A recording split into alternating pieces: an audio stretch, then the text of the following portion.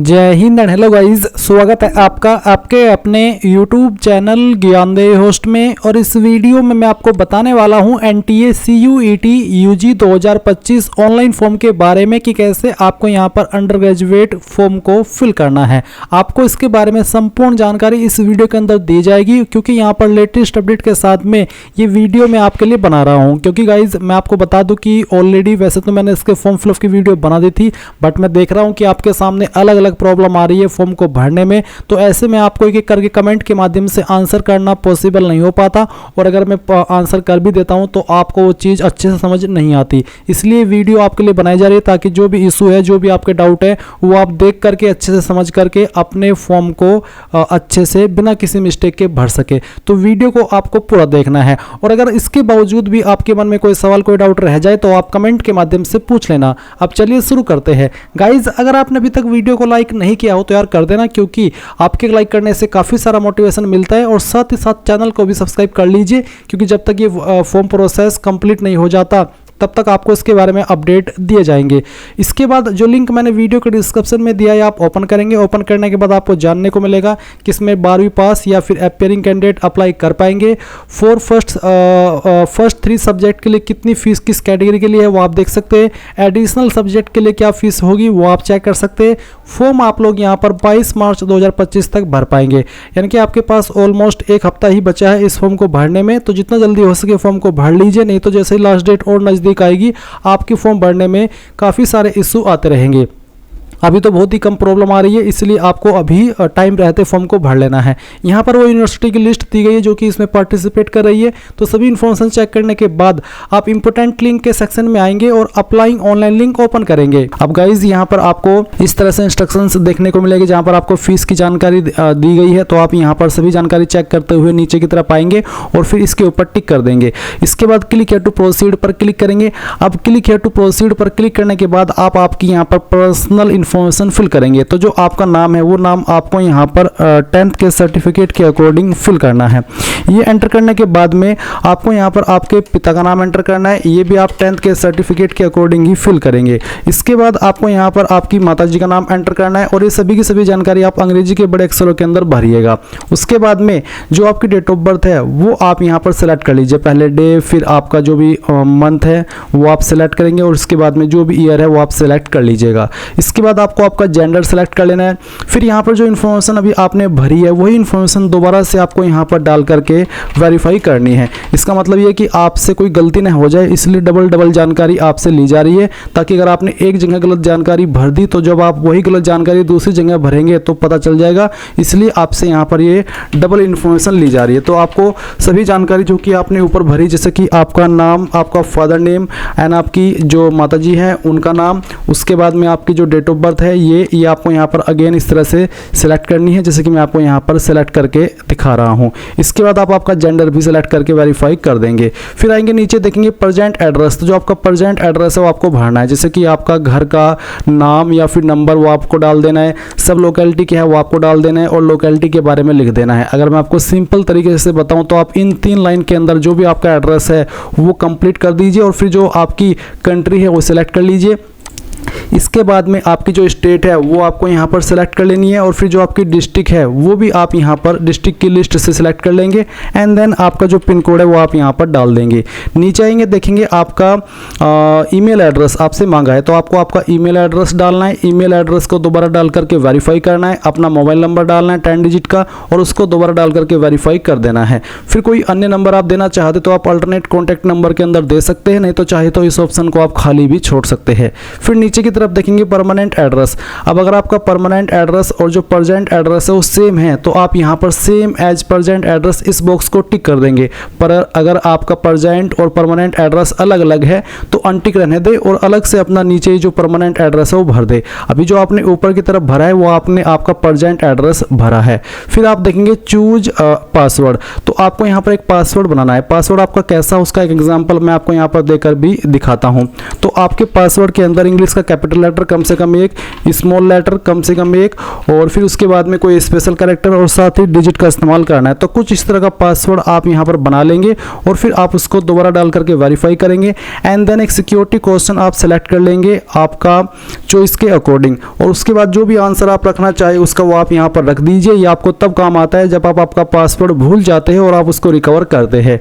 इसके बाद गाइज ये कैप्चा कोड आप डालेंगे, सभी जानकारी चेक करते हुए सबमिट के ऊपर क्लिक कर देंगे। अब आपने गाइज जो भी जानकारी भरी है उसका रिव्यू आपके सामने है, आप इसको क्लोज कीजिए और क्लोज करने के बाद जो इन्फॉर्मेशन अभी आपने भरी वो आप यहाँ पर चेक कर लेंगे। अब अगर आपको लगता है कि इसमें कोई जानकारी गलत है तो आप अभी से एडिट डिक्लेरेशन फॉर्म के ऊपर क्लिक करके उस जानकारी को सही कर ले। पर अगर आपको लगता है कि हाँ आपने जो जानकारी चेक करी वो सभी सही है तो फिर आप यहाँ पर my name, father name, mother name, date of birth, इसके अलावा email ID, mobile number, address, gender, इन सभी के ऊपर टिक करेंगे। जिनके ऊपर टिक करने का मतलब यही है कि हाँ डबल चेक करने के बाद भी आपकी जानकारी सही है। अब आप आई एग्री करेंगे, submit and send OTP to verify mobile number, इसके ऊपर क्लिक करके यहाँ से यस कर देंगे। फिर जो मोबाइल नंबर अभी आपने फिल किया है इसके ऊपर एक ओटीपी जाएगा, वो ओटीपी आप यहाँ पर डाल दीजिए और उसके बाद सबमिट रजिस्ट्रेशन फॉर्म इसके ऊपर क्लिक कीजिए। अब आपके सामने यहाँ पर कुछ ऐसा इंटरफेस आ जाएगा। अभी आप यहाँ पर गाइज फॉर्म कंप्लीट करने से पहले अपनी ईमेल आईडी भी वेरीफाई कर लीजिए, क्योंकि जब तक ईमेल वेरीफाई नहीं होगी आप अपना फॉर्म फाइनल सबमिट नहीं कर पाएंगे। इसलिए वेरीफाई ईमेल आईडी के ऊपर क्लिक कीजिए।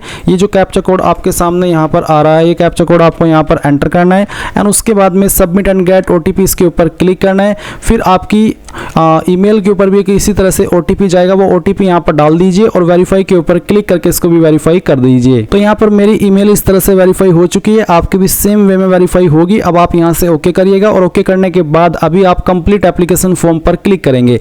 इसके ऊपर क्लिक करने के बाद में जो अब आपकी बाकी की इन्फॉर्मेशन है वो आपको फिल करनी है। तो रजिस्ट्रेशन कॉन्टैक्ट डिटेल तो आपकी यहाँ पर कंप्लीट हो चुकी है। अभी आप यहाँ पर देखेंगे रजिस्टर पर्सनल डिटेल, तो आप इसके ऊपर क्लिक कीजिएगा। इसके बाद में आप देखेंगे कुछ इन्फॉर्मेशन आपकी भरी हुई है और कुछ इन्फॉर्मेशन अभी आपको भरनी है, जैसे कि नेशनलिटी, इसमें आप इंडियन सेलेक्ट कर लीजिए अगर आप इंडियन है। अगर आप ओवरसीज सिटीजन ऑफ इंडिया तो वो सेलेक्ट कर लेंगे, फॉरेन है तो फॉरेन, और नॉन रेसिडेंट इंडियन है तो वो भी आप सेलेक्ट कर सकते हैं। तो बेसिकली जो भी इसमें से आपका स्टेटस है वो आप सेलेक्ट कर लीजिए। राज्य का निवास, कौन सी स्टेट के आप निवासी है वो स्टेट आपको यहाँ पर सेलेक्ट कर लेनी है। इसके बाद नीचे की तरफ आएंगे तो यहाँ पर आप देखेंगे आपकी कास्ट कैटेगरी, तो जो भी कास्ट कैटेगरी है OBC, EWS, ST, SC, general जो भी है वही आपको यहाँ पर सेलेक्ट करनी होगी। इसके बाद जैसे कि मैंने अगर ओबीसी सेलेक्ट किया तो पूछा कि कंफर्म कैटेगरी, तो दोबारा इसको सेलेक्ट करके आपको यहाँ पर बताना होगा। अगर आपकी कैटेगरी एसटी है या फिर कोई अन्य है तो आपको यहाँ पर इस तरह से एक जो सवाल है वो देखने को मिलेगा, जहाँ पर है कि क्या आपके पास किसी अधिकृत सरकारी कार्यालय द्वारा जारी किया गया मान्य और सक्रिय श्रेणी प्रमाण पत्र है, यानी कि क्या आपके पास जो कास्ट कैटेगरी सर्टिफिकेट है वो है जो कि गवर्नमेंट ऑफिस के द्वारा जारी होना चाहिए। और ये जो सर्टिफिकेट है ये आपका यहाँ पर इसमें सेंट्रल का बना होना चाहिए, क्योंकि ये जो फॉर्म है वो सेंट्रल गवर्नमेंट के द्वारा कंडक्ट किए जाते हैं। तो जो भी आपकी कास्ट कैटेगरी है वो इस तरह से आप यहाँ पर सिलेक्ट कर लीजिएगा और फिर आपको यहाँ पर बताना है कि आपके पास है या फिर अभी आप वेट कर रहे हैं। अगर है तो यस करिएगा। यस करने के बाद में फिर आप देखेंगे कैटेगरी सर्टिफिकेट आईडी नंबर, तो जो भी आपका कास्ट कैटेगरी सर्टिफिकेट है वो आपको यहाँ पर उसका आईडी नंबर देना होगा, जो कि आपको सर्टिफिकेट के ऊपर इन्फॉर्मेशन देखने को मिलेगी। उसके अलावा श्रेणी प्रमाण पत्र जारी करने की तिथि, किस डेट में आपका सर्टिफिकेट जारी हुआ है वो डेट आपको यहाँ पर एंटर करनी है, इस तरह से जैसे कि मैं आपको यहाँ पर एंटर करके दिखा रहा हूँ। तो इस तरह से आप इसको भर दीजिएगा। फिर आता है श्रेणी प्रमाण पत्र जारी करने वाले प्राधिकारी का नाम, कौन सी प्राधिकारी ने आपके सर्टिफिकेट को जारी किया है। ये जो प्राधिकारी की पोस्ट होती है ये आपको आपके सर्टिफिकेट के ऊपर देखने को मिल जाएगी। जहाँ पर मोहर लगी हुई होती है वहीं पर लिखा होता है सक्षम अधिकारी और उसके बाद में लिखा होता है कि कौन से पोस्ट के अधिकारी ने जारी किया है। जनरली ये सर्टिफिकेट आपका एसडीएम, मजिस्ट्रेट या फिर डीएम, इसके अलावा तहसीलदार, नायब तहसीलदार, इन पोस्ट के अधिकारी द्वारा जारी होता है। तो आपको आपका सर्टिफिकेट चेक करना है, वहाँ पर आपको देखने को मिल जाएगा।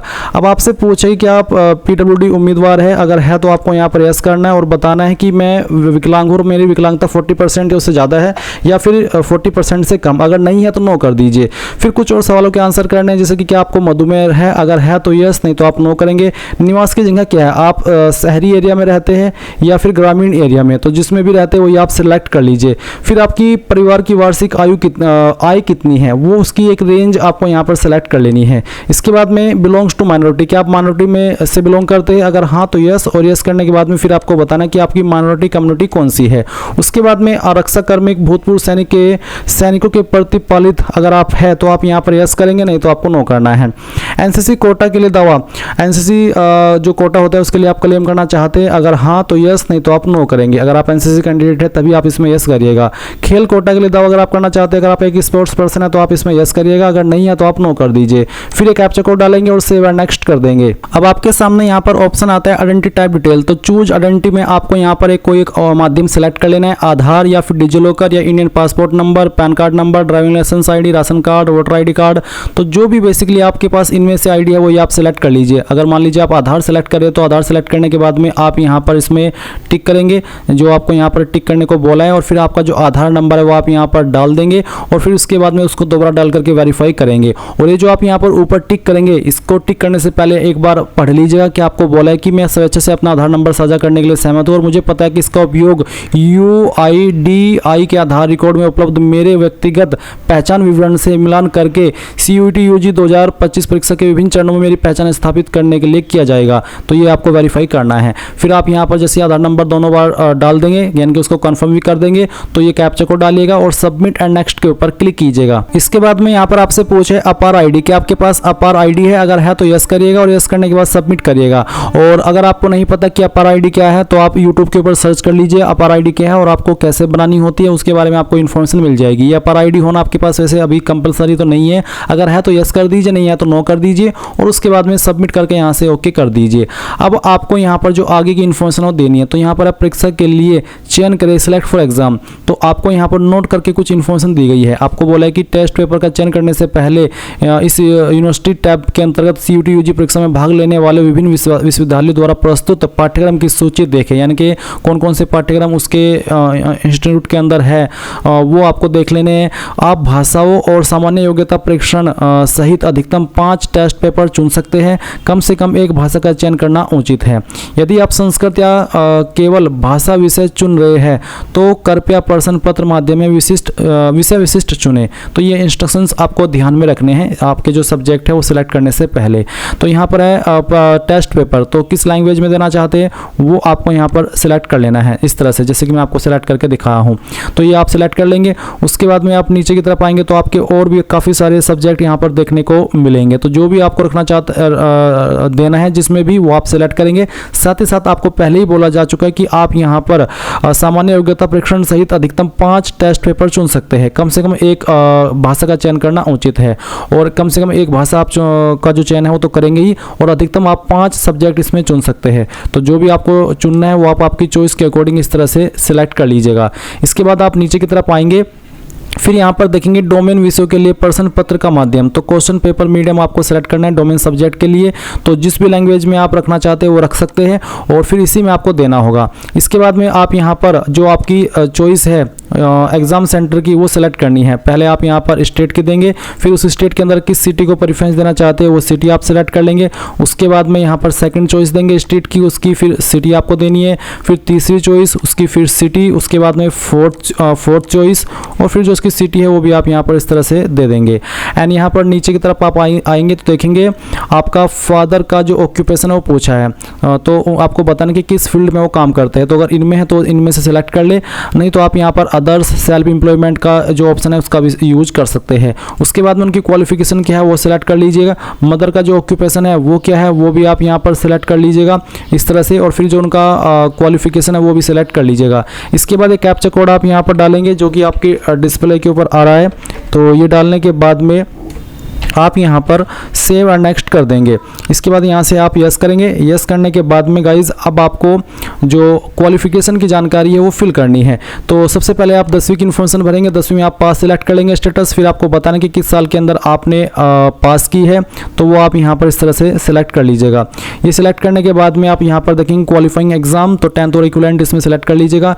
पैलेस ऑफ स्कूलिंग क्या थी, जहाँ से आपने आपकी 10वीं की है वो ग्रामीण एरिया था या फिर शहरी, तो जो भी था वो आप यहाँ पर सिलेक्ट कर लीजिएगा। उसके बाद में किस तरह का आपका स्कूल था, केंद्रीय विद्यालय, Jawahar Navodaya Vidyalaya, government aided private या फिर फुल्ली प्राइवेट गवर्नमेंट स्कूल, तो जो भी था वो आपको यहाँ पर सेलेक्ट कर लेना है। ये आपको भी पता होगा कि आपका स्कूल का प्रकार क्या था। इसके बाद में आपको बताना कि कौन सी स्टेट से आपने 10वीं का एग्जाम दिया है, और उसके बाद में आपको यहाँ पर उसकी डिस्ट्रिक्ट बतानी है जिस डिस्ट्रिक्ट से आपने ये एग्जाम दिया 10वीं का। उसके बाद फिर आपको यहाँ पर आपका जो बोर्ड है 10वीं का वो सिलेक्ट कर लेना है। अगर आपका बोर्ड यहाँ पर लिस्ट के अंदर नहीं आ रहा है तो आप अदर ऑप्शन का सिलेक्ट जो ऑप्शन ऑप्शन का ऑप्शन है उसको भी सिलेक्ट कर सकते हैं।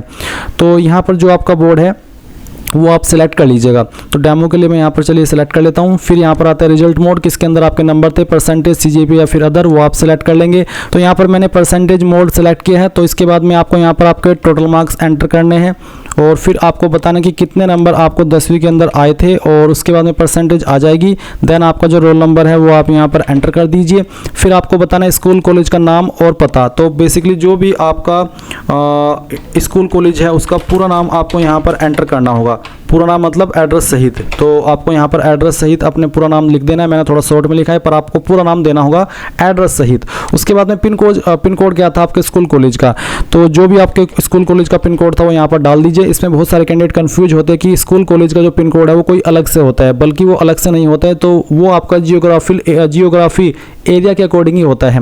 मान लीजिए मेरा स्कूल है सहारनपुर के अंदर, तो जो सहारनपुर का पिन कोड है वो 247001 है, तो मेरे स्कूल कॉलेज का पिन कोड भी 247001 ही रहेगा। तो जिस भी एरिया में आपका स्कूल है और उस एरिया का जो पिन कोड लगता है, जिस पे आप कोई डाक मंगवाते हैं, कोई पार्सल मंगवाते हैं, तो वही पिन कोड आपके स्कूल कॉलेज का भी रहता है। तो वही आपको यहाँ पर भरना होगा।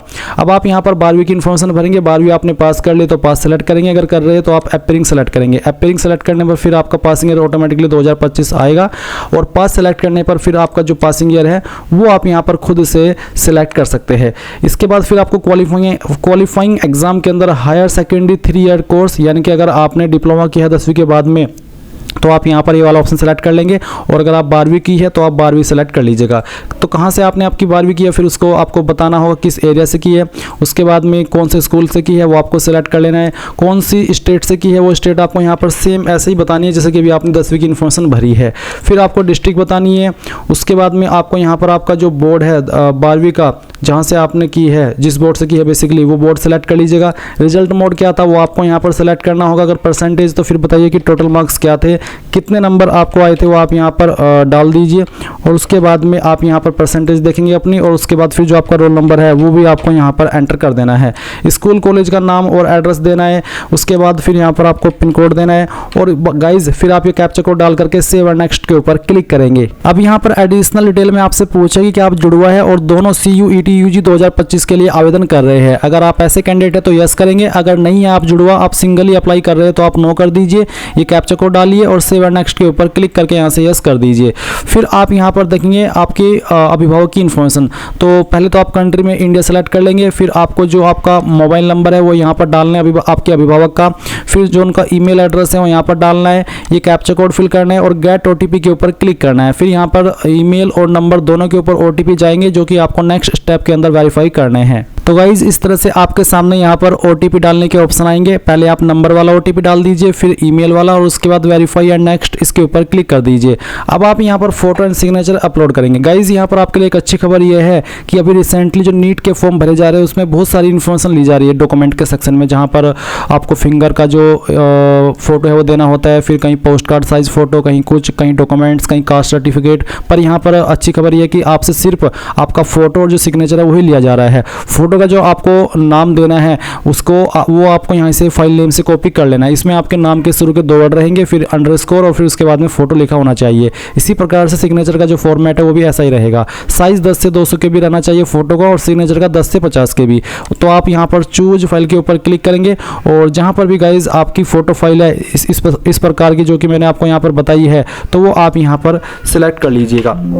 तो चलिए मैं आपको यहाँ पर दिखाता हूँ। मैं यहाँ पर फाइल सेलेक्ट करता हूँ, ओपन करता हूँ, अपलोड ओरिजिनल के ऊपर क्लिक कीजिए, यहाँ पर अपलोड पर क्लिक कीजिए और जो आपका फोटो है वो यहाँ पर फिर अपलोड हो जाएगा इस तरह से और आप इसको व्यू भी कर सकते हैं। फिर आपको यहाँ पर सेम वे में आपका सिग्नेचर सेलेक्ट करना है और फिर यहाँ पर अपलोड ओरिजिनल के ऊपर क्लिक करना है और अपलोड पर क्लिक कर देना है। इसके बाद आपकी फाइल ये भी अपलोड हो जाएगी। इसके अलावा यहाँ पर कोई और डॉक्यूमेंट अपलोड करने को यहाँ नहीं बोला गया है। तो इसके बाद आपके सामने जो कैप्चा कोड आएगा ये कैप्चा कोड आप यहाँ पर भरिए और ये भरने के बाद में सेव एंड नेक्स्ट कर दीजिए और यहाँ से यस कर दीजिए।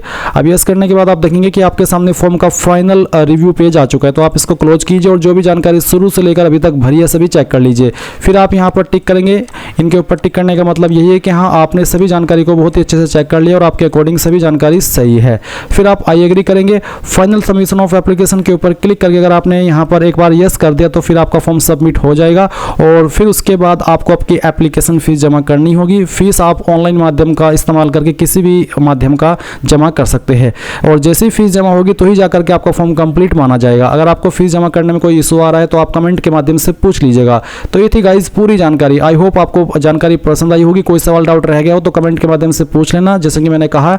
And thanks for watching. जय हिंद।